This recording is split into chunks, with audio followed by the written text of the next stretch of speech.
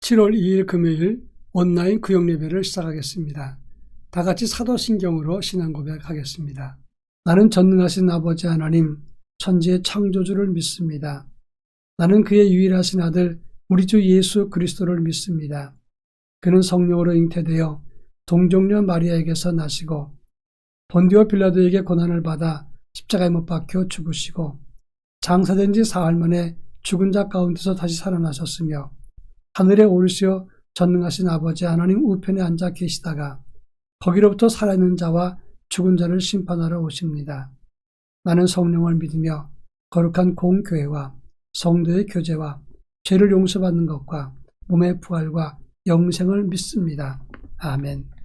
찬송가 302장 내 주 하나님 넓고 큰 은혜는 찬송가 302장을 부르겠습니다.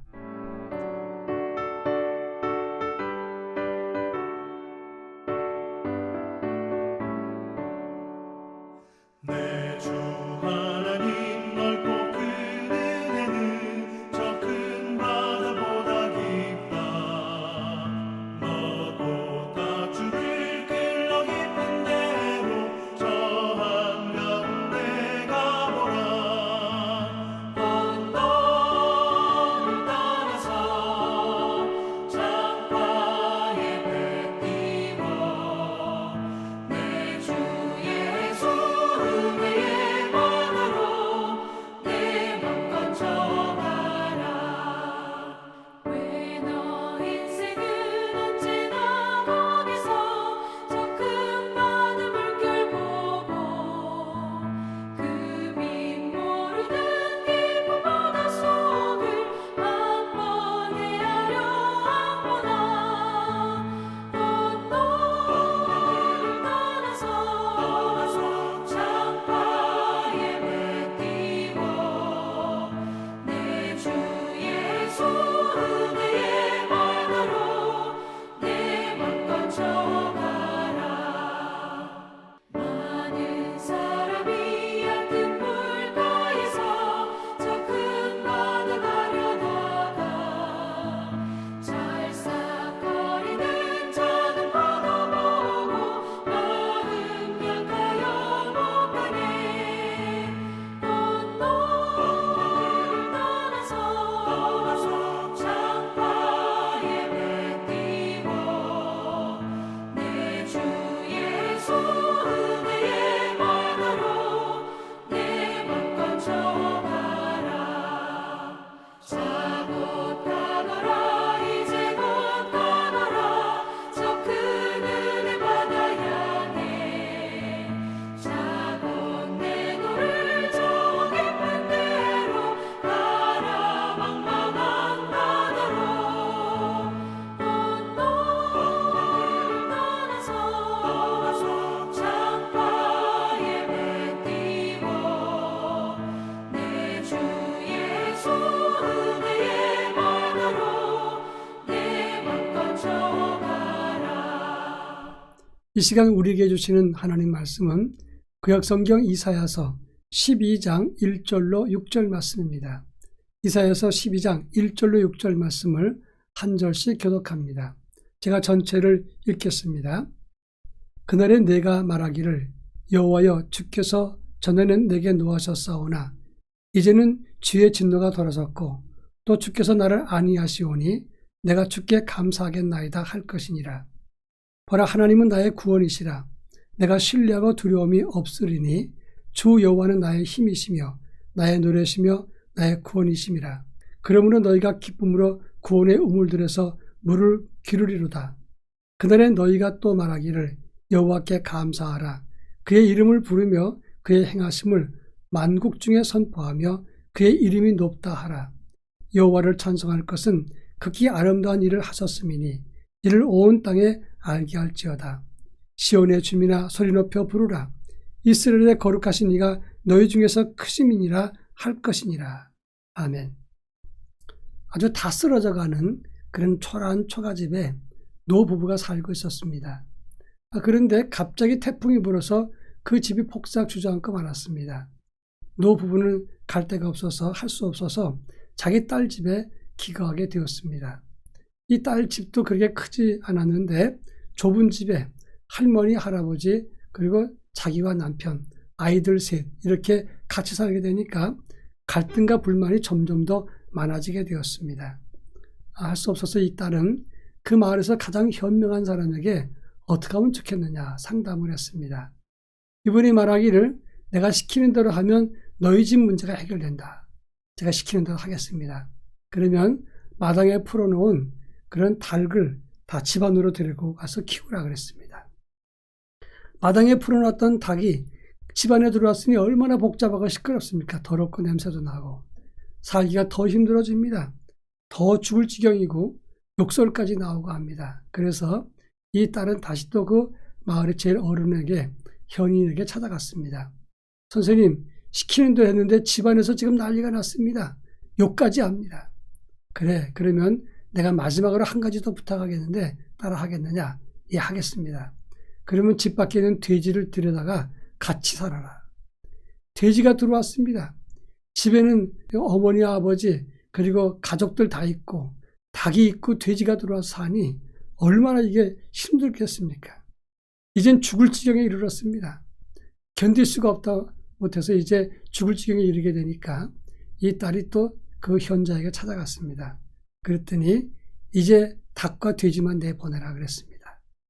딸이 돌아와서 닭과 돼지를 내보냈더니 집안이 그렇게 조용하고 평안할 수가 없습니다. 그때 현자가 그런 말을 했습니다. 지금까지 있는 공간이 얼마나 감사한가를 미처 깨닫지 못하기 때문에 불편이 있는 것이다. 이렇게 이야기를 했습니다. 그렇습니다. 지금 아무리 힘들고 어려워도 지금 내가 살고 있는 그것이 가장 행복한 순간임을 기억할 때 우리는 우리도 모르는 사이에 감사하게 되는 것이고 지금 현재 좋은 것을 갖고도 불평하면 그것이 곧 우리의 삶을 불행하게 만든다는 사실을 알아야 됩니다. 오늘은 맥주감사주의를 앞두고 우리 온라인 구연예배에서 이 본문의 말씀을 통해서 이 본문의 의미가 무엇인가를 함께 살펴볼까 합니다. 이사야서 12장은 감사 찬송이라고 말을 했습니다.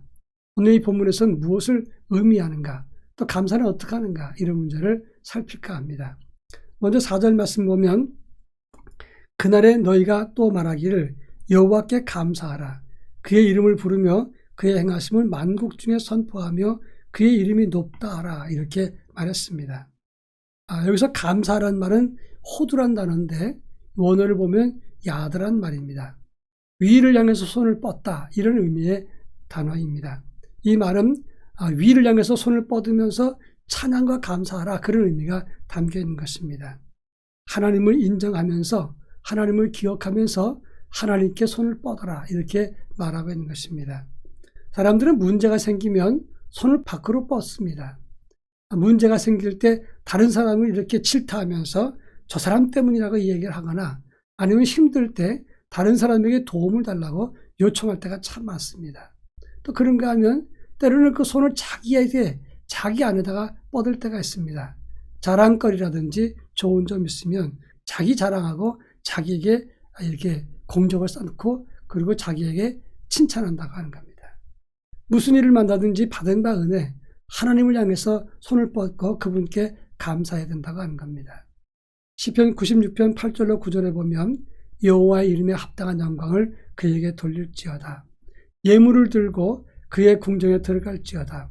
아름답고 거룩한 것으로 여호와께 예배할지어다 라고 말씀했습니다. 우리는 어떤 일을 만나든지 하나님을 향해서 손을 뻗고 그분께 나아가 예배하면서 예물을 들고 그의 궁정에 들어가라. 그리고 그분께 예배할지어다 이렇게 말씀했다고 하는 것입니다. 얼마 전에 신문을 봤더니 34년 동안 반찬 배달을 하신 어떤 봉사자가 나왔습니다. 그분은 지금까지 총 2만 가구도 넘는 가정에게 반찬을 배달해 줬다고 합니다. 물론 자비량으로 그가 수고한 것입니다. 이분에게는 미숙아 딸이 있습니다. 어릴 때 태어날 때부터 장애로 태어났습니다. 자기 신세가 너무 속상하고 절망스럽고 아이의 미래가 어떻게 될까 염려하면서 기도하고 싶어서 어느 날 답답한 마음으로 꽃동네를 방문했다가 음성 꽃동네에서 많은 장애우들을 봤습니다. 그 모습을 보고 깨달은 게 뭐냐면 나는 우리 딸이 저 아이들보다 나은 거니까 나는 오히려 하나님께 감사해야 되겠다 생각을 하고 지금보다 나보다 더 힘든 사람, 그런 사람들을 향해서 내가 손을 펴야 되겠다 생각을 했습니다. 아직 딸 상태는 저들보다 낫고 나는 아직도 여유가 있고 그리고 나는 건강하다. 그러니까 이것을 누군가에게 내가 베풀어야 되겠다. 자기의 안에 있는 서름만 보고 그리고 지금까지 남만 탓하다가 드디어 하나님을 향해서 손을 뻗치게 되고 봉사하고 섬기다가 34년째 반찬 봉사를 했는데 약 2만 가구를 넘게 도와주었다. 그런 고백을 하면서 그분이 상 받은 그런 이렇게 인터뷰한 것을 제가 봤습니다. 그렇습니다. 우리가 자기를 보든지 남을 탓하기보다는 내게 복 주신 하나님을 바라보고 나아갈 때 그럴 때 진정한 하나님의 은혜가 보이는 것이고 그때 하나님께 합당한 영광을 돌리고 감사를 드릴 수 있다 하는 것입니다. 그런가 하면 4절에 보면 그의 이름을 부르며라고 했습니다. 그의 이름이란 말은 쉔이란 단어인데 단순한 호칭이 아니라 존재의 본질, 활동 전부를 말하는 겁니다. 부른다는 말은 예비한다는 것입니다.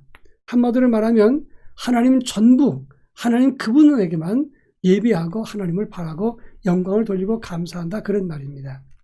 창세기 12장 8절에 보면 아브라함이 베델 동쪽에 장막을 치고 여호와께 제단을 쌓고 그의 이름을 부르더니 그랬습니다. 그래서 이름을 부른다는 말은 예비한다는 것을 뜻하는 겁니다. 그러니까 우리가 어떤 형편에 있든지 하나님께 합당한 영광을 돌리면서 그 앞에 예배하고 감사해야 된다는 것을 말하는 겁니다. 옛말에 작각서화라고 했습니다. 작각이란 말은 참새 뿔이란 말이고 서화, 생쥐의 어금니를 말하는 겁니다. 참새는 뿔이 없습니다. 쥐는 어금니가 없고 앞니만 있습니다. 그런데 참새는 지붕을 뚫고 어금니 없는 쥐가 담장에 구멍을 냅니다. 이것은 사실상 터무니없는 일을 말할 때 작각서화라고 하는데 이렇게 터무니없는 일을 해도 강포한 너를 따라서 나는 내 절개를 굽히지 않겠다. 이것이 작각서화라고 하는 말입니다. 이 세상과 코로나가 예배를 방해하고 감사할 형편이 되지 않더라도 그렇게 나쁜 환경을 만들지라도 나는 하나님께 감사하고 하나님께 예배한다. 이것이 성령 받은 사람들의 믿음의 자세고 하나님께 감사하는 사람들의 태도인 것입니다. 하늘에서 천사가 선물을 포장했다고 합니다. 이제 하늘에서 땅까지 이 포장된 선물을 보내려면 많은 곳을 돌아다녀야 되기 때문에 그 단단한 포장지로 포장을 했습니다. 근데 문제는 그 포장지가 너무 단단하기 때문에 그것을 찢을 수가 없고 뜯을 수가 없다는 점입니다. 그런데 그 포장지는 고난이라는 포장지로 단단하게 묶은 것입니다. 그런데 사람들이 그 선물을 받고도 모릅니다. 그럴 때 어떻게 하면 이것을 우리가 하나님이 주신 선물을 받을 수 있을까요? 그랬더니 한다는 말이 천사가 말합니다. 이것은 감사로 열면 다 풀어집니다. 다 벗겨집니다. 이렇게 얘기했습니다. 고난 때문에 하나님의 선물을 보지 못한다면 감사할 때 그 선물을 누릴 수 있고 벗길 수 있고 우리가 가질 수 있다고 하는 것입니다. 지금 현재 답답하고 그리고 견딜 수 없는 고난과 역경이 있을지라도 그리고 아주 나쁜 환경이라도 감사할 때 우리에게 주신 하나님의 선물을 발견할 수 있고 누리고 찾을 수가 있게 되는 것입니다. 마지막으로 4절에 보면 그의 이름을 높이며 감사라고 했습니다. 이 높인다는 말은 니스가브 쇠모란 단어인데 그 어떤 것보다도 탁월하다는 것을 말하는 겁니다. 가장 지극히 높으신 가장 뛰어나신 그분께 감사라고 하는 겁니다. 아주 오래전에 제가 설교 준비하다가 깜빡 잠이 든 적이 있었습니다. 설교 준비에 말씀을 묵상하고 있었는데 그때 잠깐 깜빡하다가 꿈을 꿨습니다. 우리 노예 개척교회 목사님인데 은퇴를 하셨습니다. 평생 다른 교회에 도움을 받았고 노예의 지원을 받았는데 이분이 이제 공로 목사가 되어서 돌아가셔서 장례를 치른다고 하는 겁니다. 많은 사람들이 웅성거립니다. 아니 평생 남의 도움받고 그리고 개척교회를 벗어나지도 못했고 그리고 어렵게 지내다가 이제 은퇴했는데 무슨 공로 목사를 주느냐. 그러면서 술렁거립니다. 물론 꿈 이야기입니다. 그리고 이제 출상을 하게 되는데 아주 멋진 리무진이 있었고 그 안에는 붉은 비로드로 쫙 깔려있는 그곳에 관을 앉혀놓고 그리고 출발하기 전에 군악대가 팡파르르 울렸습니다. 그리고 노래가 불렀는데 나를 지으신 이가 하나님, 나를 부르신 이가 하나님, 나를 보내신 이도 하나님, 나의 나된 것은 하나님의 은혜라. 한량없는 은혜, 갚을 길 없는 은혜. 그 찬성이 들려왔습니다. 저는 꿈속에서도 눈물을 흘렸습니다. 너무나 감동스러운 장면이었습니다. 사실 저 자신도 그 개척교회 목사님이 평생 그러다가 끝났기 때문에 공로까지는 아닌 것 같다 생각을 했습니다. 그런데 그분의 장례식이 너무나 멋지고 아름답게 화려하게 팡파르까지 군악대의 나팔소리까지 있었던 것입니다. 감동을 받고 눈물을 흘렸는데 눈을 떠보니까 제가 울고 있었습니다. 그때 깨달은 게 뭐냐면 사람들은 그 사람의 외형을 보고 공로가 있느냐 없느냐, 개척교회 때 그리고 교회가 성장했느냐, 평생 남의 도움만 받고 살았으니 우리가 볼 땐 공로가 없다, 이렇게 주장하는 것도 있었을 수 있지만 하나님 보실 적에는 그게 아닙니다. 내가 보냈고, 내가 사명을 주었고, 내가 살게 했고, 내가 복음을 전하게 했고, 그리고 어렵지만 그 어려움을 견뎠다. 그러니 내가 너에게 공로를 준다. 이것이 하나님의 마음이라고 하는 것입니다. 모든 것은 다 하나님 손에 있습니다. 우리는 하나님 자녀이기 때문에 하나님 볼 때는 소중한 것이고, 하나님의 일을 감당하기 때문에 세상적인 눈을 볼 때 성공하지 못했더라도 하나님 볼 때는 다 소중하고 공로가 있는 것이다, 그런 말입니다. 우리에게 은혜 주신 분도 하나님이시고, 그리고 우리를 일하게 하신 분도, 높이시는 분도, 상 주신 분도 하나님입니다. 그 하나님과 함께하는 삶을 가지기 때문에 우리가 존귀한 자가 되는 것이고, 그래서 우리는 하나님께 감사하는 자가 된다, 그런 말입니다. 최고급 레스토랑에서 가장 눈에 잘 띄는 좋은 자리는 아무나 앉히지 않는다고 합니다. 나름대로 자기들끼리 규칙이 있는데 처음에 오는 손님을 외형적인 모습이나 품이나 이런 걸 보고 자리를 배치하면서 안내하는데, 그 사람의 모습이 가장 귀티가 나고 또 멋있게 보이고 또 말하는 것도 품위가 있으면 사람들이 가장 잘 보이는 자리에 그분을 안내한다고 합니다. 왜 그런가? 바로 그 자리는 그 식당의 품격을 나타내는 모든 사람이 보는 자리인데, 이 자리에 이 사람이 품격이 이렇다, 이걸 보여주면서 식당의 품위를 내보인다고 하는 겁니다. 자, 그렇다면 하나님 나라에서는 가장 품격 있는 사람이 가장 좋은 자리에 앉을 텐데, 그럼 어떤 사람이 가장 품격 있는 자리에 앉겠습니까? 그것은 바로 감사하는 믿음을 가진 사람을 가장 귀한 자리에 앉히는 것입니다. 여러분, 우리에게 주신 환경은 나쁠지라도 성령 받은 하나님의 사람이라면 우리는 하나님의 감사하는 믿음을 가져야 할 것입니다. 그럴 때 우리의 품격이 아니라 하나님이 기뻐하시고 하나님 나라의 품격도 높아지는 것이고, 그 복음을 전가할 때 많은 사람들이 품격 있는 복음을 받게 되는 것입니다. 믿는 사람들이 세상 사람들 앞에서 또는 가족과 자녀들 앞에서 날마다 불평하고 남의 흉만 보고 있다면 다른 사람들이 뭐라고 그러겠습니까? 아, 믿는 것도 별거 아니고 복음도 아무것도 아니다 생각할 것입니다. 바라기는 우리 모두 품격 있는 믿음, 하나님을 가장 높이면서 영광과 감사와 찬송을 드림으로써 하나님 나라를 품격 있는 나라로 세워갈 수 있기를 바랍니다. 다 같이 기도하겠습니다. 사랑 많으신 하나님 아버지, 반년감사 추수감사주의를 맞이해서 우리 주님 앞에 믿음으로 감사하게 하시니 감사합니다. 하나님께 정성스럽게 감사하며 환경 불문하고 거리 불문하고 나와서 하나님께 영광을 돌리고 예배하고 감사의 영성을 돌리는, 그리고 믿음을 가지는 귀한 날이 되게 하옵소서. 예수님의 이름으로 기도합니다. 아멘. 헌금 찬송 311장 내 너를 위하여 1절만 부르겠습니다. 다 같이 헌금 찬송 311장을 부르겠습니다.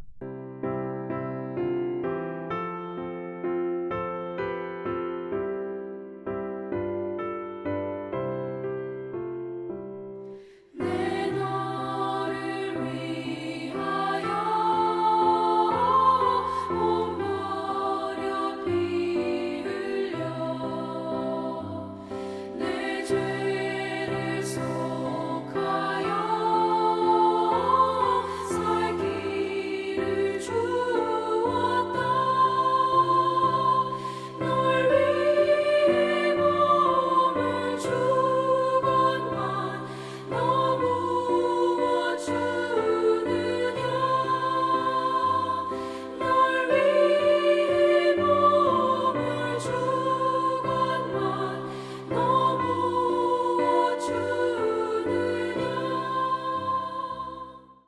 다 같이 기도합니다.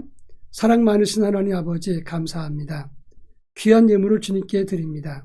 이 예물을 통해서 복음 세우기 교회를 섬기고 있사오니 하나님 드린 손길을 기억하시고 받는 교회도 또 그 가정도 하나님이 함께 하심으로 놀라운 역사가 나타나서 복음의 진보를 이루게 하시고 하나님께 영광 돌리는 역사가 있게 하여 주옵소서. 오늘 주일은 맥주감사 주일입니다. 온 성도가 함께 나와서 예배하게 하시고 특별히 총동원 전 교인 출석 주일로 지키오니 온 가족이 나와서 예배하며 하나님께 영광을 돌리게 하옵시고 또 마지막 오후 예배는 음악 예배로 드리오니 참여하여 기쁨과 감사를 하나님께 돌리게 하옵소서. 예수님의 이름으로 기도합니다. 아멘. 이제는 우리 주 예수 그리스도의 은혜와 하나님의 극진하신 사랑하심과 성령님의 감화감동 교통하심이 믿음으로 감사하며 하나님께 영광을 돌리기 원하는 사랑하는 성도들, 저들 가정과 삶 속에 그리고 복음의 본질을 붙잡고 교회가 교회되기 원하는 우리 교회 그리고 구역활동을 통해서 복음 세우기에 힘쓰는 우리 구역 식구들, 우리의 조국 대한민국 위에 이제로부터 영원토록 함께 하옵시기를 간절히 축원하옵나이다. 아멘.